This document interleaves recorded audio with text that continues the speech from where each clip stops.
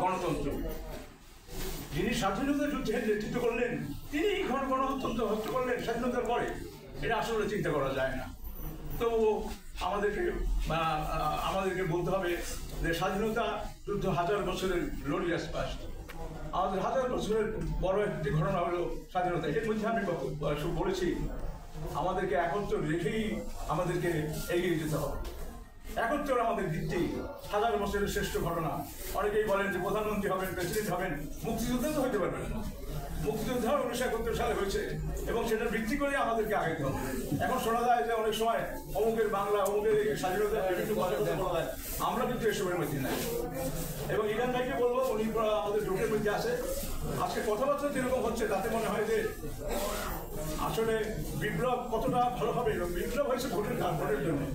এখন অনেক ব্যাপারে এসে গেছে, কিন্তু তবুও আমি মনে করি যে কথাবার্তায়, বক্তৃতায় নিজেদের মধ্যে যাতে সংঘাত না হয়, হ্যাঁ, সেদিকে খেয়াল রাখতে হবে। আর হলো আমার মনে হয় যে এই বিপ্লব যারা শান্তি আমরা করেছি, হ্যাঁ, 1400 লোক মারা গেছে, এই তাদেরকে শহীদ মর্যাদায় তাদের দূরের মাফরাত কামনা করছি। এবং আমি মনে করি বিপ্লবের সাথে যারা জড়িত তাদের মধ্যে একটা লিয়াজো কমিটি থাকা দরকার।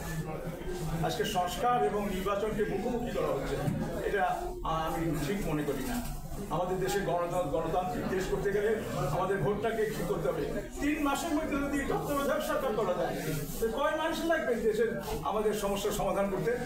আমাদের নির্বাচনটাই আমাদের দেশের মানুষের কাছে বড় ব্যাপার। এখন মনে হয় যে নির্বাচনের কথা বললেই কেউ দেখে যায়, কেউ মনে করে 5 বছর থাকতে হবে। কখনোই না। আপনি যে 6 লেনের কথা বলেন আর উন্নয়নের কথা বলেন, নির্বাচিত সরকার না হলে তো এটা করতে পারবেন না।